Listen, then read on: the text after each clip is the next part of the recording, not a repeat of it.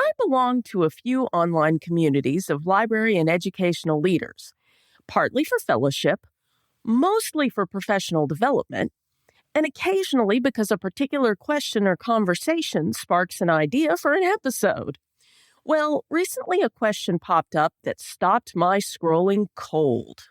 The anonymous poster asked, more or less, how do we handle a library director who has shiny object syndrome and keeps proposing new projects more quickly than we can even determine whether the previous great ideas are worth doing, much less handle the boring stuff that has to be done to keep things running day in and day out?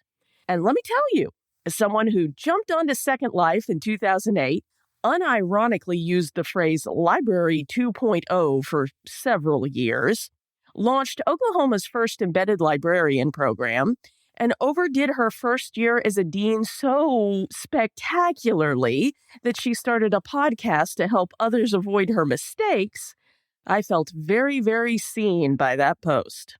So, how can we rope in our impulses to explore every cool innovation we see before our teams have to ask for anonymous support on social media to get us to chill out? I'll teach you in today's episode. Welcome to the Kind Leadership Challenge, the podcast that empowers leaders to heal their organizations in 10 minutes. I'm Dr. Sarah Clark, founder of the Kind Leadership Guild, where I use my PhD in higher ed leadership and nearly 2 decades of experience in academic libraries to coach a community of educational and library leaders who are working to build a better world without burning out. Kind leaders aren't perfect, which is actually as it should be. In our unique ways, we make tough decisions without becoming jerks. We create impactful and burnout-proof systems for our organizations. And we know that once we stop controlling and start collaborating, even the most ambitious vision can become effortless. Kind leadership's pretty simple, but that doesn't mean it's easy. So if you're up for a challenge, stick around as I teach you how to create a resilient, thriving legacy that will strengthen your community long after you're gone. So just to reassure you, I gave the poster some advice, basically to have the how should we prioritize this among the 6 other shiny objects we're looking into for you conversation. As always in this group, others shared some great advice as well. But frankly, the more I thought about it, the more I was frustrated that this librarian was even having to discuss this with their leader. One of the things you don't get to do anymore once you're the boss is to chase after cool projects in your team's area of expertise. My first boss in the library world was so great at delegating shiny objects, or more often, facilitating our own crazy ideas, that I didn't even realize that he was intentionally stepping back to make room for me and the rest of our team to step up.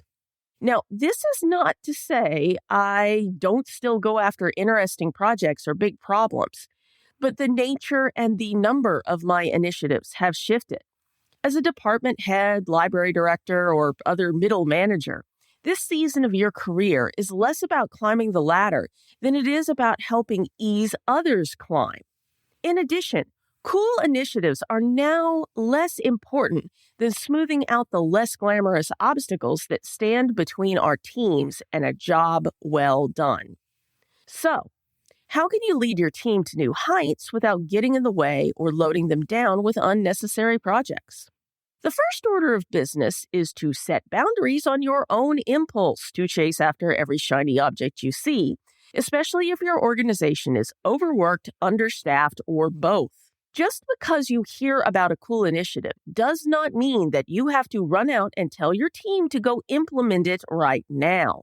The cool thing about working in libraries and education is that although our work is quite important, it's rarely all that urgent. More often than not, when a cool new technology or approach hits the scene, the best approach is to watch the early adopters for a bit and see how things play out.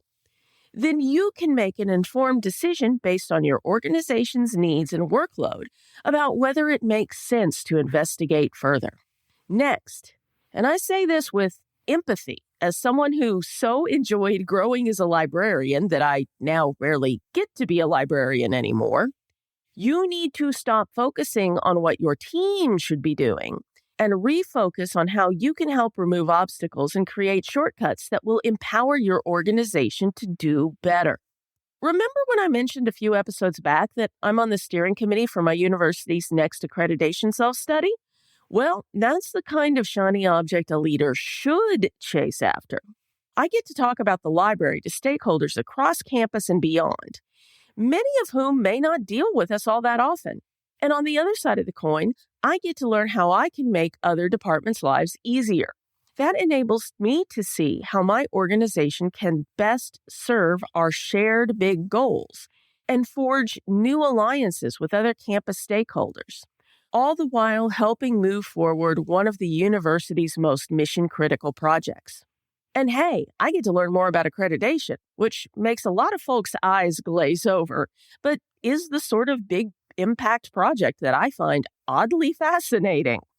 And speaking of shiny objects that leaders find oddly fascinating, I want to give one last suggestion to my fellow explorers and innovators.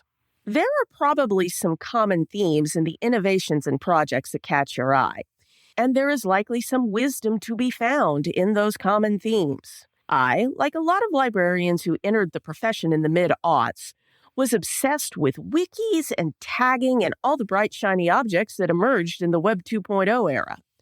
Some of that was because I was, and am, a tech nerd, but I also on some level feared that the profession I had just spent 2 years getting a master's degree for would be rendered obsolete by Google. Now, that's not saying that my shiny objects were bad projects to chase after, but with almost 20 years of hindsight, and now seeing history rhyming with all the fevered discourse about AI and large language models, I can understand that my chasing after every bright, shiny object was about reassuring myself and my organizations that my job was still important. And that motivation wasn't a bad thing. I just think that if I'd understood it better, I might have stressed a little less and gone down fewer dead ends. So with all that in mind, here's this week's Kind Leadership Challenge. How can you refocus your energy from finding shiny objects to creating a culture where you are empowering and protecting your team to innovate, both with the big flashy projects and the little process changes that make things run more smoothly? Thanks as always for listening to the Kind Leadership Challenge. Before you go, here's a quick way you can spread the word of kind leadership. I'd like you to take a moment to think of one friend or colleague who could most benefit from this week's challenge. Got their name in your head? Good. Open your app or head over to kindleadershipchallenge.com/73 and share this episode with them. Add a friendly note as well.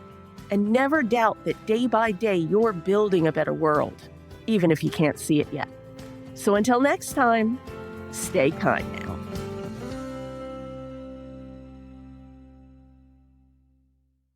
Oh, one last thing.